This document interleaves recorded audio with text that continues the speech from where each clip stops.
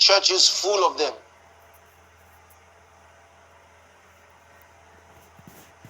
Find out how many have migraine headaches.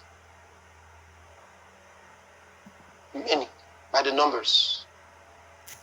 Sicknesses that pastors have no answers for. You cast the demons out, they return to them the following week.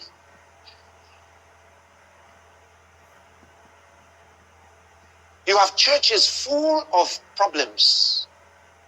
The members are so used to the problems that they now believe that somehow these teachings of faith are not real. So they're all playing the same game among themselves. Truth of the matter is, the whole church is in the flesh. Their worship is not the worship of God. They're worshiping themselves and their flesh.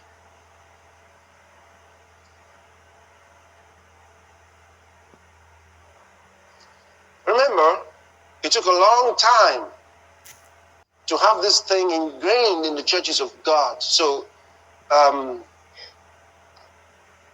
we may not just expect that some people want to give it up overnight, but we have to keep telling them and showing them the truth and the good and the right way. Especially in Africa. Especially in Africa. I said that because they're the ones that were deceived more by being told that they should keep their African culture.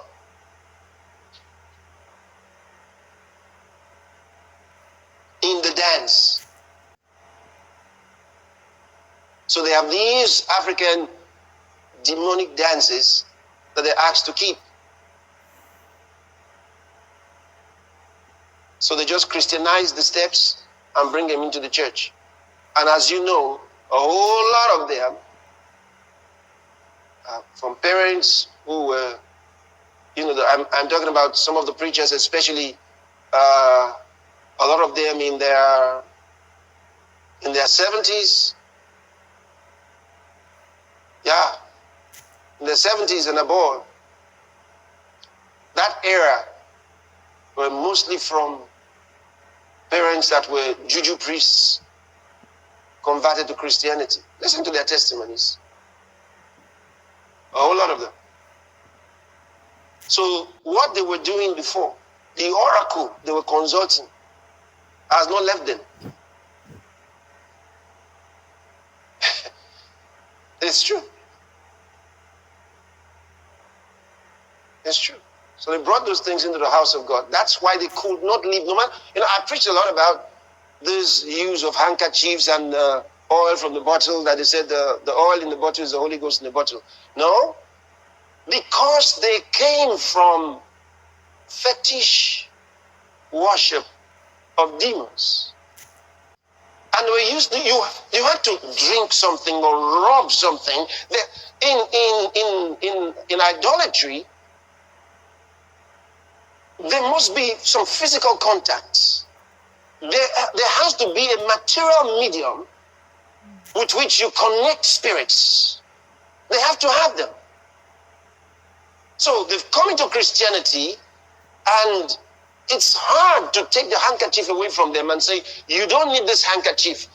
No, they're going to keep it. It's Orumila.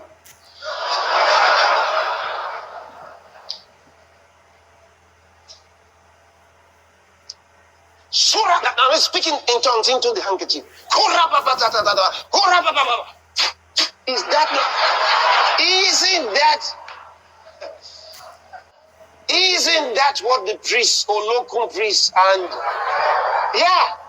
isn't that what they do?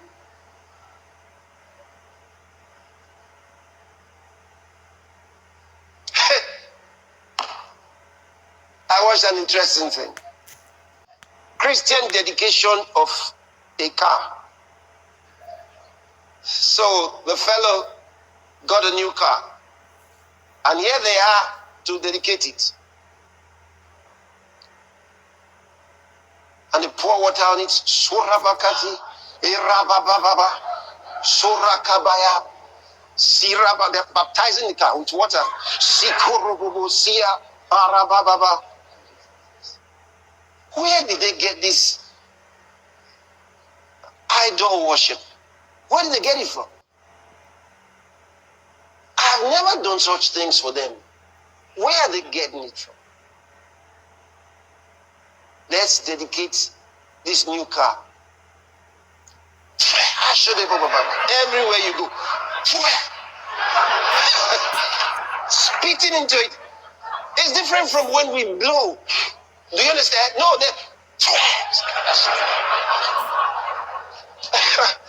the only thing he needs next is to tie something around his waist.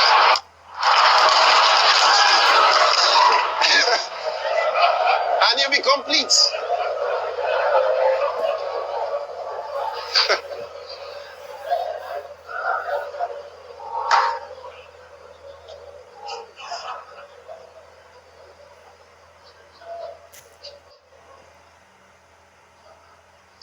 Now you make me laugh. Oh dear. You know, the songs that we sing are according to dispensations. And when we don't understand that, we find that we think every song is okay.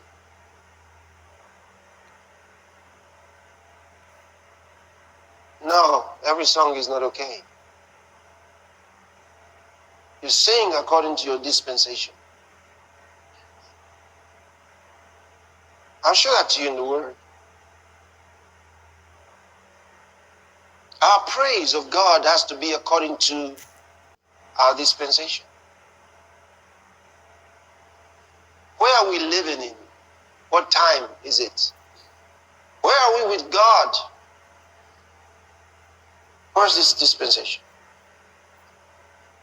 Okay, now let me show you 3 different groups in the Bible, and I want you to observe their singing. The first one I would go to is Revelation chapter number 5 and from verse 8. And when he had taken the book, the 4 beasts and 4 and 20 elders fell down before the Lamb. Now, 4 beasts, I explained to you before the terminology used there for beasts, okay? And I said it's better rendered living creature, okay? No, every song is not okay. You sing according to your dispensation. I'll show that to you in the Word. Our praise of God has to be according to our dispensation. Where are we living in? What time is it? Where are we with God? Where's this dispensation? Okay, now let me show you 3 different groups in the Bible, and I want you to observe their singing. The first one I would go to is Revelation chapter number 5 and from verse 8. And when he had taken the book, the 4 beasts and 4 and 20 elders fell down before the Lamb. Now, 4 beasts, I explained to you before the terminology used there for beasts, okay? And I said it's better rendered living creature, okay? Some versions will say awe-inspiring creature because of the way they looked, okay? There was 4 of them. One looked like a lion. Interesting. Looked like a lion.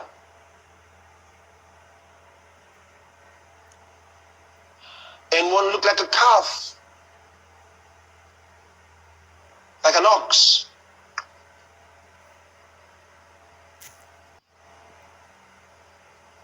One looked like having the face of a man. It's interesting, he didn't quite say look like a man, he says has the face of a man.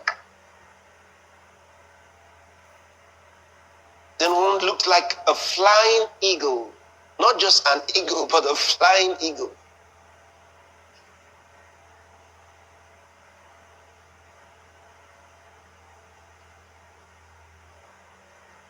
Why these symbols?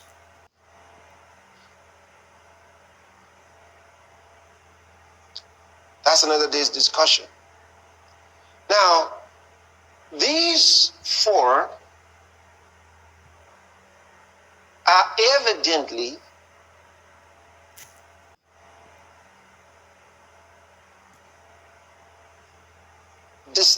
four distinct persons who, prior to this time, were humans.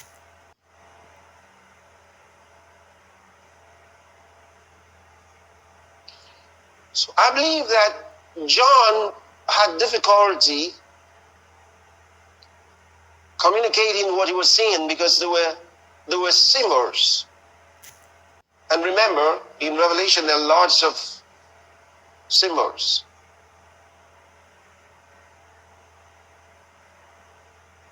Lots of symbols. So when he says it looked like a lion, and then he says they were full of eyes. They had wings. They had wings. Each one of them had wings.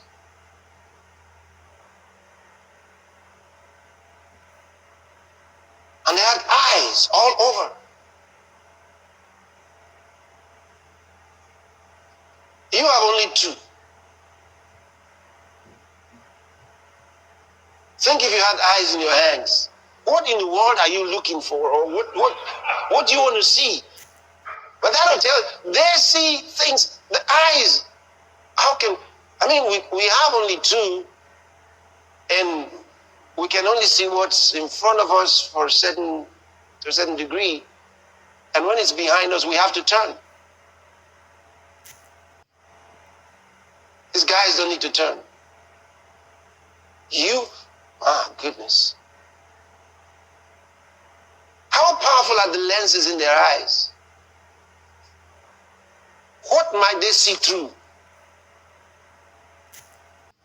I said, well, I want to leave that for another day. But I was trying to read something for you. It says the four beasts and then 24 elders. Okay? And these are all, before they went to heaven, they were like us. Okay? So whatever glory that John was seeing, wonderful. And remember, John was one of those. But he was seeing into the future. How do we know? Well, because later on he tells us about the apostles. We find the 24 elders who they are. And the 12 apostles are just half of those there. And he's one of them. Okay. But here's something more. Some of the translators were wrestling with this. They couldn't understand the mix of these beasts because they look at the beasts like, these are not humans. That's where they're wrong. They're trying to box God into the sphere of their own knowledge. And so because of that, they changed the structure of the verse. So when I read it, I'll point out to you, I did when we read through this in your love words, in the book of Revelation. All right, let's read. And when he had taken the book, the four beasts and 24 elders fell down before the Lamb, having every one of them harps and golden vials full of odors, which are the prayers of saints. And they sung a new song, saying, now listen to their song. Listen, listen, look at the lyric of this song. Thou art worthy to take the book and to open the seals thereof, for thou wast slain and hast redeemed us to God by thy blood out of every kindred and tongue and people and nation. Redeemed us to God. So, those who had trouble with the four beasts there said, if the four beasts are included in this, then we cannot say redeemed us to God. So they say redeemed men to God. So that's where you have some versions like the NIV and a few others. They reviewed that verse and weren't sure it should go like this, but they're wrong. This is actually accurate. It says, and has redeemed us to God by thy blood out of every kindred and tongue and people and nation. And you're going to find one of the beasts giving instructions to angels. Okay? But like I said, that's not today's subject. But did you notice the song? Because that's what I want you to see. I don't want to distract.